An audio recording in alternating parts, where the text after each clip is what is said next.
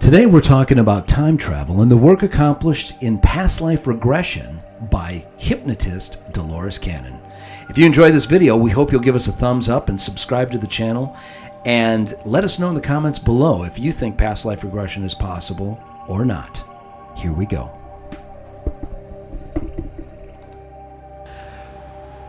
Time travel has more than one theory behind it. For instance, have you ever wondered maybe who, what, where, and when you might have been in a previous lifetime? I don't mean to freak you out, but there is a belief among some, not all, that over the history of this planet, we're here more than once. One lifetime after another, we come back to the planet. Each time we're facing new challenges, learning new lessons, and the idea is that we evolve. And that brings us to this week. There's been some clinical studies where somebody regresses back and they start talking about details from a previous life. When they come out of that trance, they remember nothing, but all the notes are taken by the hypnotherapist. And in some cases, they've gone into the historical archives, into history, researched the information that that person said, and it proves to be completely accurate. And this is stuff that that person in this lifetime knows nothing about. So this week, we are talking to Nancy Vernon. She is the daughter of Dolores Cannon, who is arguably one of the most famous hypnotherapists on the subject of past life regression. She's written dozens of books and has been sought out worldwide for speaking engagements and lectures and classes. Well, Dolores is no longer with us, but Nancy was able to share with us the accounts of some of the most notable points in Dolores's career, including that day when she and her husband Johnny stumbled into this subject of past life regressions. They had asked, my mom and dad were the ones who, my dad was doing the hypnosis. He had learned the technique, and a doctor had asked him to work with somebody on an eating disorder. I believe it was an eating disorder. And while she was under, he had mispronounced her name or something, and she replied, "I was that person once." And so they're both, huh? What? And there were no instructions telling you what to do because nobody had ever done that before. And so they started experimenting. And he just turned and said, okay, well, when I count to 3, let's go back to when you were whatever that name was. And so he counts to 3, and the person starts talking, not in the same voice style of the person that they are working with. They would pick up a different accent. This is where 5 Lives Remembered comes in, because they wound up going through 5 different lifetimes working with this woman. Then there was the case of Katie, a young Arkansas girl who came to visit Dolores. Now, Katie was a simple girl, didn't finish high school, had a GED. And she sat down, the session began. She went into trance. And suddenly, Katie became Sudi, a young 12-year-old boy in Israel during the life of Jesus. Mom would come home and say, "You got to hear the story I heard today." But in the book, Jesus in These Scenes, when she was working with Sudi was his name. Okay. They were people from back at that time that lived in Qumran, a location where just up in the hills, in the caves, is where they found the Dead Sea Scrolls. Sudi described the community that he lived in, which was Qumran. Okay. The layout of it, different parts of it, and Mom found a picture of an archaeological dig, which is in the book. But in it, they're describing things differently than what Sudi said.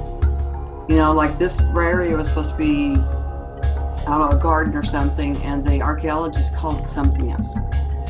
And then she was getting ready to publish the book, and she said, "I don't know what to do because my definition of what this is all about doesn't jive with the archaeologist. They're the experts in the field. How can I go against them?"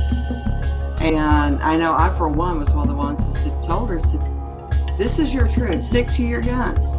Don't worry about what they say." And so she did. She published the book with her definitions, their picture, but her definitions of everything. A few years later, the archaeologists came back and said they were wrong. They changed it to is what was in her book. It gets even more amazing. Then a guy came and had a session with Dolores Cannon. He transitioned into a man that lived in 16th century France. He told Dolores he was in class. He was a student of Nostradamus. And they were talking back and forth, and then all of a sudden the man stopped as if he was listening to something. And then he said to Dolores, "He wants to talk to you." Dolores said, "Who?" And he said, "Nostradamus." You saying your mom had conversations with Nostradamus, Yes. and it was via more than one subject. Yes. Well, with this person, Nostradamus, of course, he was a great psychic. He turned to that student and said, "I want to talk to the person you're talking to."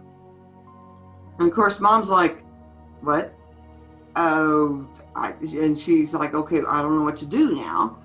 He turned and told her, he said that there was a job he wanted her to do, and that was to translate the prophecies correctly.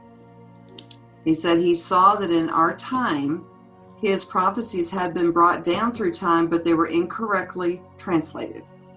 Yeah, because a lot of times the subject, she would ask a question, and the subject would put her hand up because he was talking to her.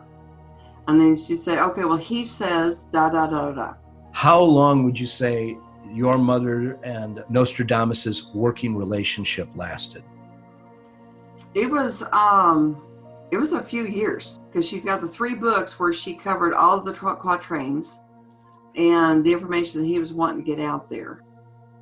Nostradamus said, if we can just get through the decade of the 90s, we'll be okay. See, he saw this horrible war that he referred to as the Third World War.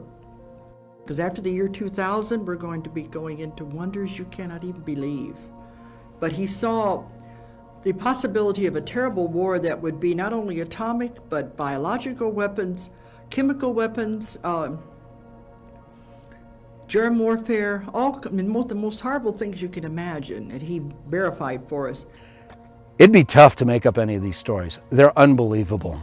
I'd like to thank Nancy Vernon for taking time to share with us the amazing accounts and stories from Dolores Cannon's career. And if you want to check out her books that they've written throughout her career, they're available at ozarkmt.com. You should go there and check them out. They're amazing. And next week, time travel continues on Intrigue Journal with Juliana Fay and Project Pegasus.